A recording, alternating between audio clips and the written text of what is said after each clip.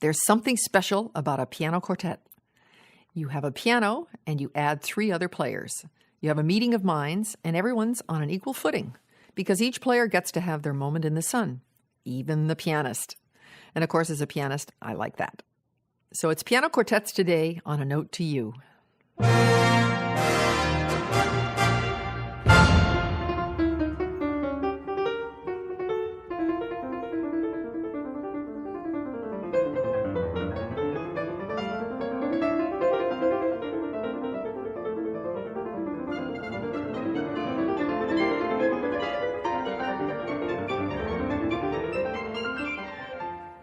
I'm Virginia Eskin. Just listen to this. Don't you think it could be fun to play?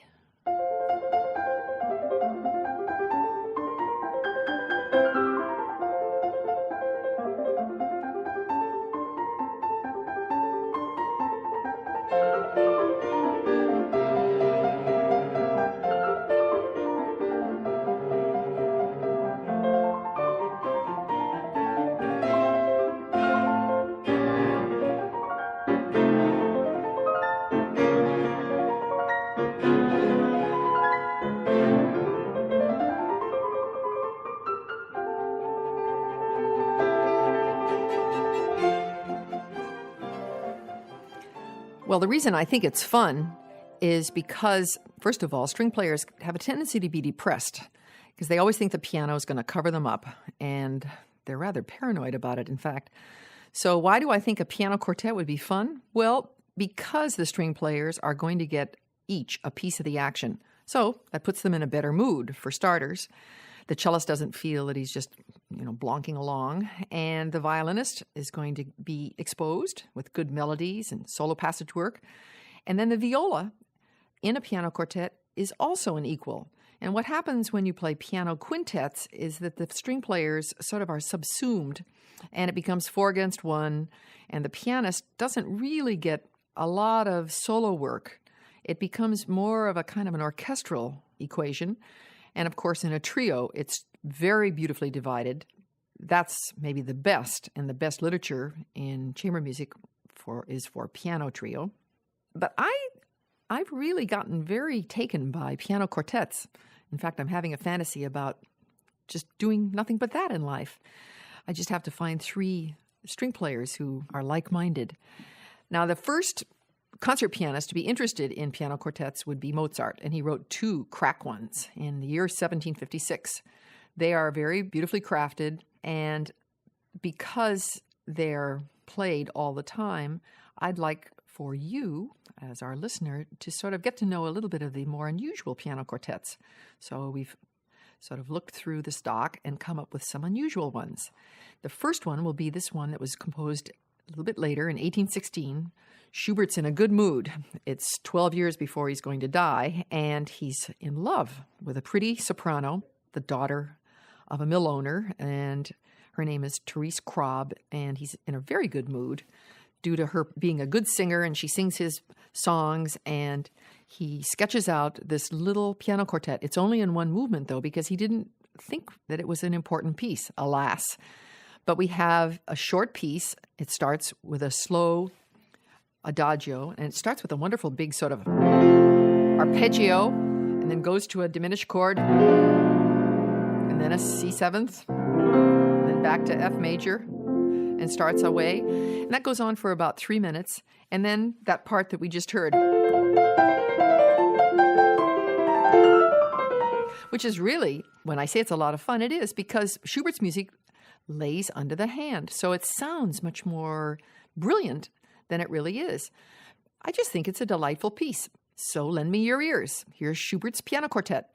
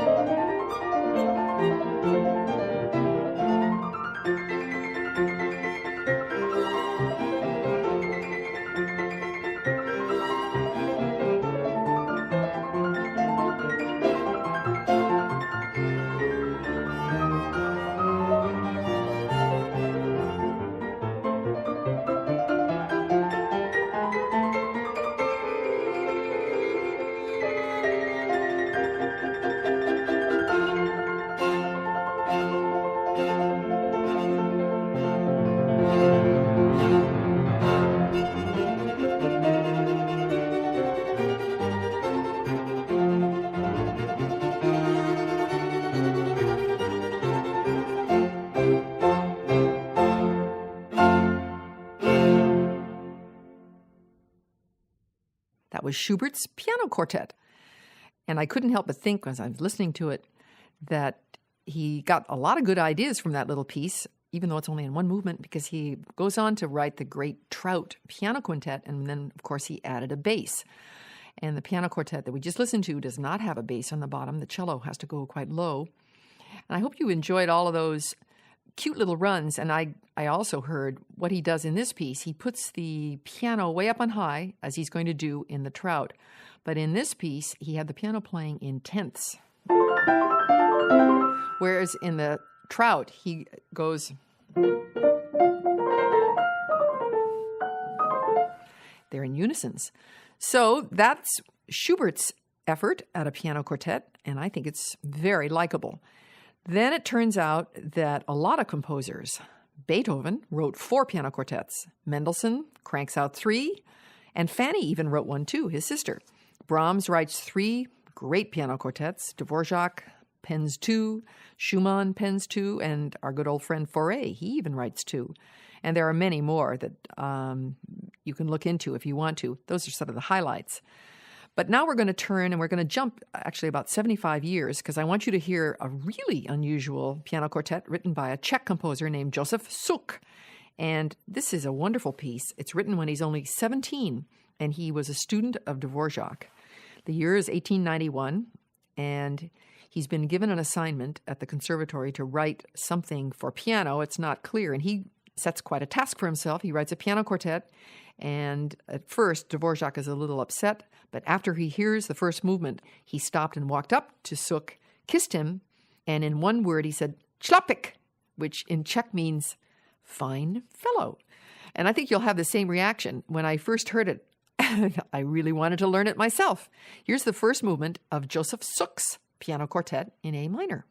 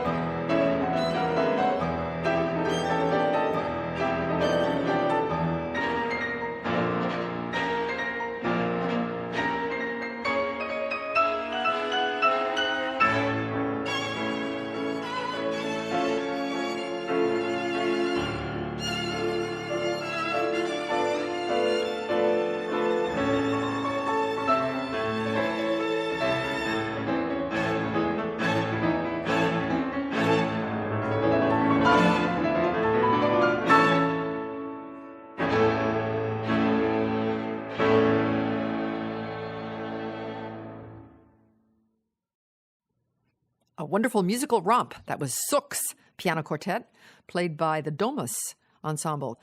And, in that music, he's really looking back not to his teacher, Dvorak, but it sounds like Grieg to my ears.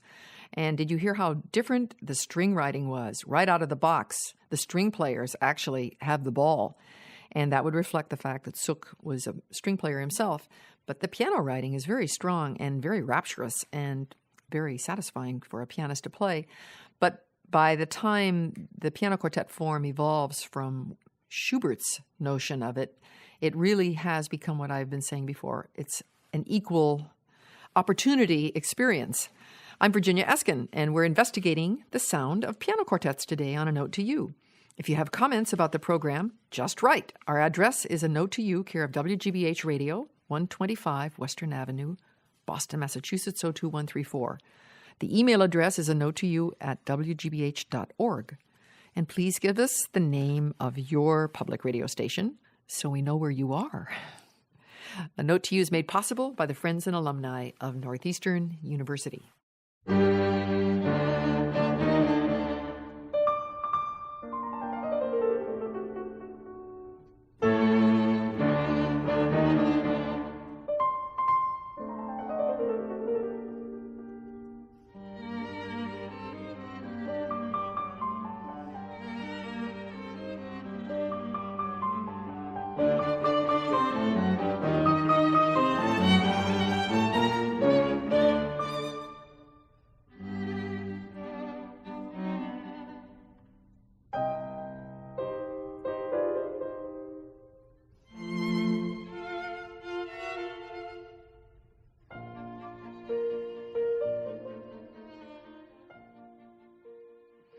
That, of course, is the famous piano quartet by Mozart that Andre Previn loves to play, and for good reason.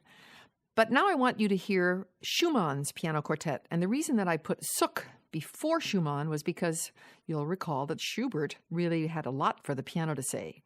Then Suk turned the equation upside down, and he gave all the power to the string players.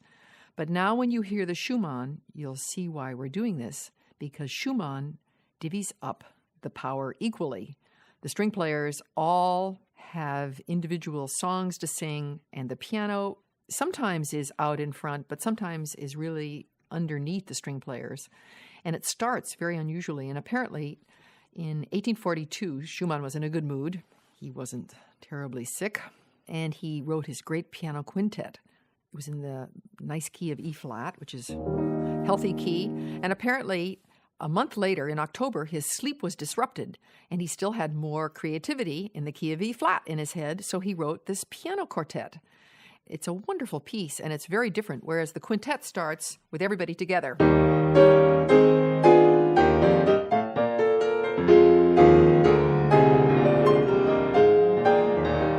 It's a real romp. No, he does just the opposite. In the piano quartet, you'll hear it starts very slowly, almost like a pedal organ. And then the piano just has these low, sort of slow-moving octaves. And the string players come in. And the piano goes, sort of leads. He goes, where is he going? And then everybody looks at each other, and the piece takes off. And that goes on for a few minutes, and then Schumann cuts it all right back down to size, and he has these wonderful sort of pulsating chords.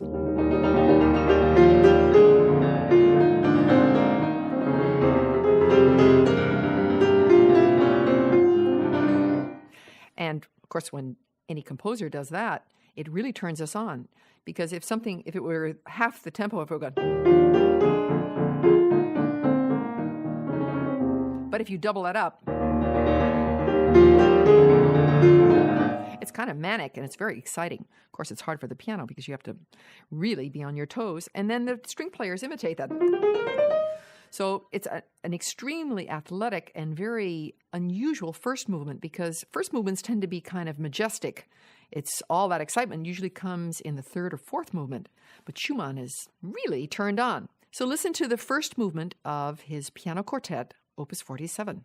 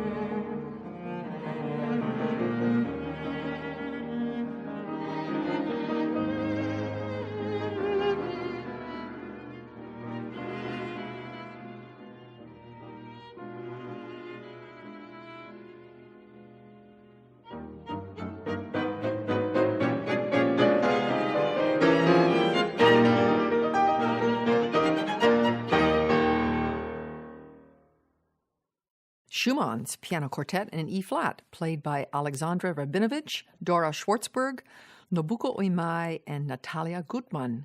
And that was taken from a live broadcast. You can hear them sniffing. String players always sniff a lot when they're into the music. Now we're going to go over to France. We're going to hear what French composers do with a piano quartet. Of course, you know my love for Old Man Fauré, and you heard his piano quartet recently. And I thought you should hear a different composer. So I chose Chausson. And he wrote a very unusual piece in 1897, and he finished it quickly. He was in his country house in the Savoy region of France. And it has a kind of a Spanish quality. It's kind of sultry. And I want you to listen to the third movement, which you could imagine it being used as a ballet piece. It has a kind of a quixotic quality. It's almost like a barcarolle.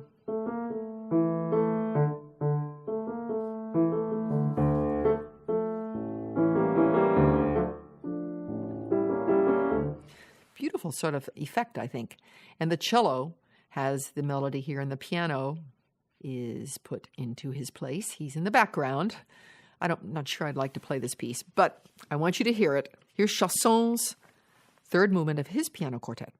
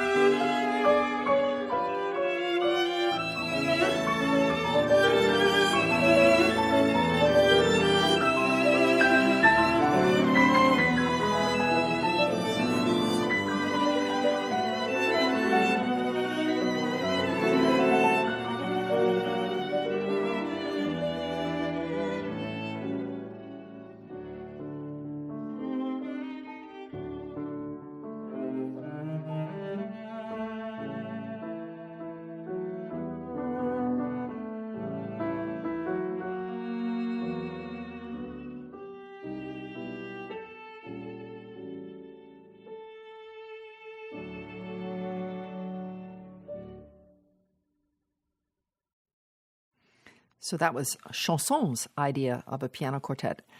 Now we're going to end the program with a good American, Aaron Copland.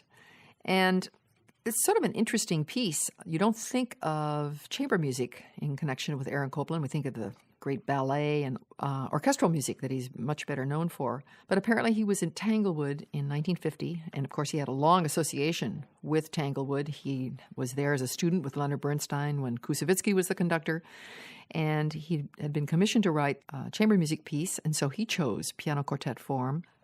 To my ears, this piece sounds very much like Stravinsky, in other words, neoclassic, and it's tight writing. It's got all kinds of rhythmic surprises. It's really a feast of kind of spiky rhythms. And my old husband actually is on this recording, so I called him up and I asked him what he had to say about this piece. He's a cellist, and the first thing he said was, I would rather play trios. And I said, that's not the point, Jules. Let's talk about piano quartets, and in particular, Copland's piano quartet. And he said, well, it's a very hard piece. He said it's a big counting feat. That would explain why we don't hear it very often, because when string players or pianists have to count, it's fatiguing in the extreme.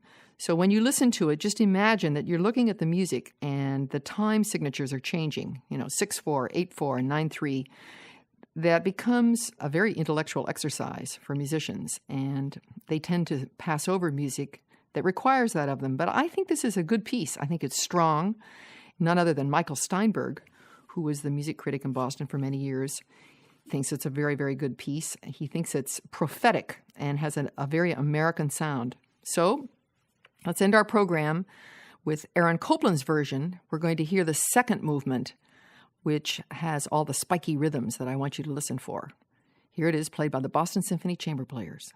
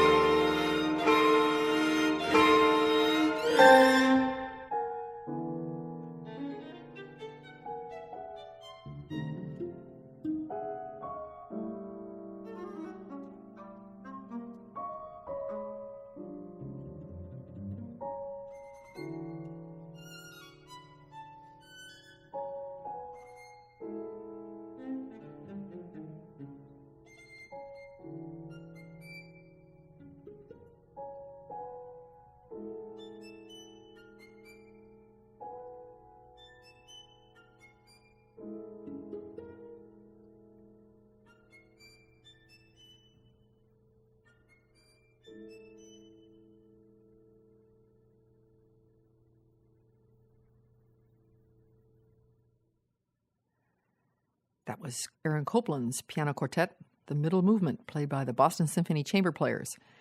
And you're going to be hearing a lot of Copland because we're going to be celebrating in the year 2000 his birth, which happened in 1900. So gear up for Copland. I found myself, when I was listening to that, thinking, you do have to count, but it would be worth learning and it would be worth counting because it had all sorts of interesting musical effects. It wasn't just a counterama. There were little tone rows established, and he certainly, along with Leonard Bernstein, is one of our most important American composers.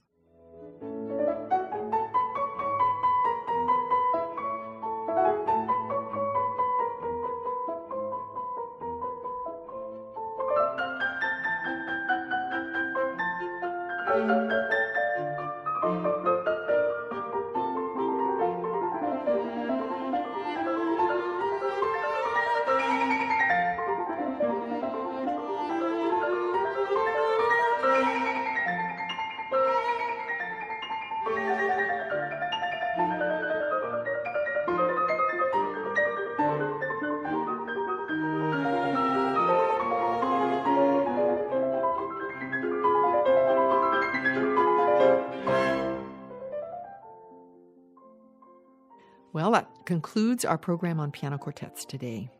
Our engineer has been Jim Donahue, our producer is Alan McClellan, and I'm Virginia Eskin. A Note to You is made possible by the friends and alumni of Northeastern University, and it's produced by Northeastern University in cooperation with WGBH Radio, Boston.